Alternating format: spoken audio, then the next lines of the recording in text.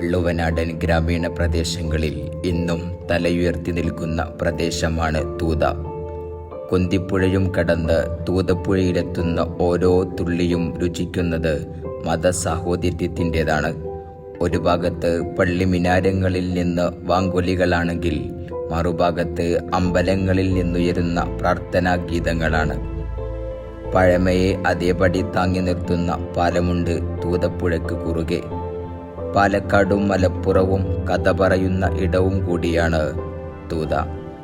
മീൻ ചൂരടിക്കുന്ന തൂതപ്പുഴയോരത്ത് വാള ഒരു പ്രധാന കഥാപാത്രമാണ്. ഇസ്ലാമിക സംസ്കാരത്തിലും തൂത ഒട്ടും പിറകിലല്ലായിരുന്നു. സുന്നി ഇതര ആശയങ്ങൾ തലപൊക്കാത്ത പ്രദേശത്ത് സമസ്തയുടെ വളർച്ചയും പ്രവർത്തനങ്ങളും അനായാസം പുരോഗതി പ്രാപിച്ചു. ഇസ്ലാമിൻ്റെ മത ആചാരങ്ങളും ചിട്ടകളും ഒന്നുകൂടി പുരോഗതി പ്രാപിച്ചത് സമസ്ത കേരള ജംഇയ്യത്തുൽ ഉലമയുടെ ആഗമനത്തോടുകൂടിയാണ്. പ്രമുഖ പണ്ഡിതനും സൂഫിവര്യനുമായ തങ്കയത്തിൽ കുഞ്ഞാപ്പു മുസ്ലിയാരായിരുന്നു ഈ പ്രദേശത്തുകാർക്ക് ഈമാനികാവേശം പകർന്നത്. പാറൽ അലവി മുസ്ലിയാരും മൊയ്തീൻകുട്ടി മുസ്ലിയാരും ഇമ്പിച്ചി മുസ്ലിയാരും കദായിക്കൽ മുഹമ്മദ് മുസ്ലിയാരും ഇതിന് ഒന്നുകൂടി ഊർജം നൽകി. നാട്ടിലെ നല്ലവരായ ചില ഉമറാക്കളും ഇതിനെ നെഞ്ചിലേറ്റി. ഈ പ്രദേശത്ത് ഇസ്ലാമിക വിജ്ഞാനം ഉണ്ടായത് ശരിക്കുണ്ടായത് കുഞ്ഞാപ്പൂലിയുടെ കാലത്താണ്. അതൊരു 150 കൊല്ലത്തെ കണക്കൂട്ടലേര്.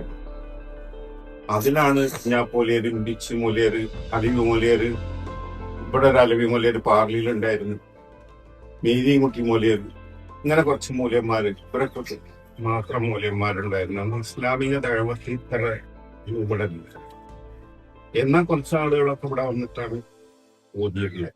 ഇവിടത്തെ പള്ളി ഉദക്കിയുള്ള പള്ളി തന്നെ ഉണ്ടാക്കി. ആദ്യ പള്ളി പിന്നെ ഉണ്ടാക്കി.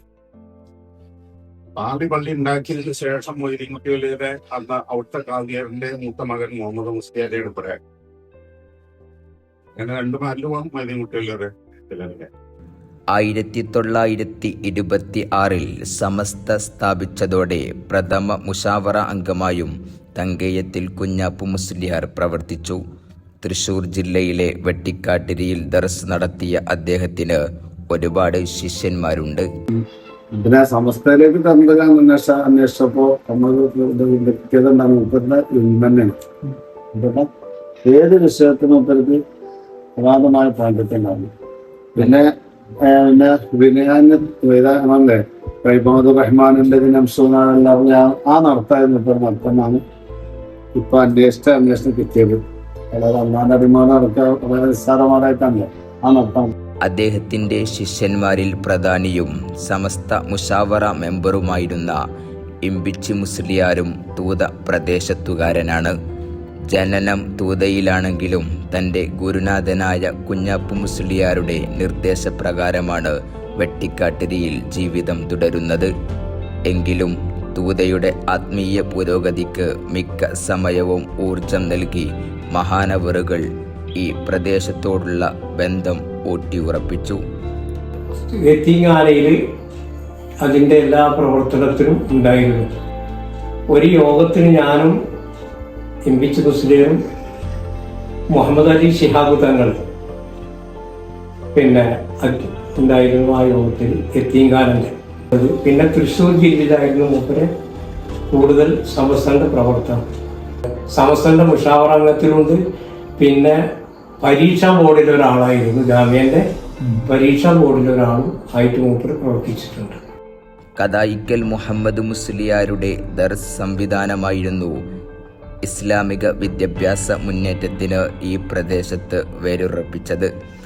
1956 സമസ്ത കേരള ഇസ്ലാം മത വിദ്യാഭ്യാസ ബോർഡിന് കീഴിൽ തൂത മദ്രസയും അംഗീകൃതമായി. തൂതയിലെ ഇസ്ലാമിക സാംസ്കാരിക വിദ്യാഭ്യാസ മുന്നേറ്റത്തിന് തൂത അസാസുൽ ഇസ്ലാം സംഘത്തിൻ്റെ പങ്ക് നിസ്തുലമാണ്.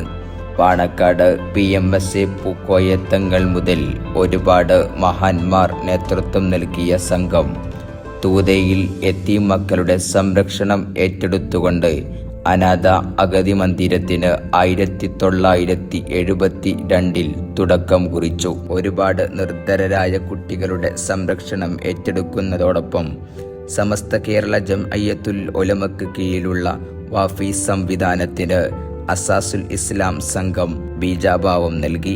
2 വർഷത്തിനുശേഷം തൊട്ടടുത്ത പ്രദേശമായ പാറലിലേക്ക് അതിനെ മാറ്റി സ്ഥാപിക്കുകയും ചെയ്തു. 1986 ചമ്മാട് സ്ഥാപിച്ച ദാറുൽ ഹുദ ഇസ്ലാമിക് യൂണിവേഴ്സിറ്റിയുടെ അഫിലിയേറ്റഡ് സ്ഥാപനമായി 2009 നിലവിൽ വന്ന ഹുദവി സംവിധാനം ദാറുൽ ഹുദയുടെയും തൂത പ്രദേശത്തുകാരുടെയും അഭിമാന സ്ഥാപനമായും ഒരുപാട് ദീനീ പ്രവർത്തകന്മാരെ സമൂഹത്തിന് കൈമാറിക്കൊണ്ടും 17 വർഷം പിന്നിടുകയാണ്. പാണക്കാട്ടെ പൂമരത്തിനും സമസ്തയുടെ കുടക്കീഴിലുമാണ് ഈ സ്ഥാപനം തുടർന്നു പോരുന്നത്.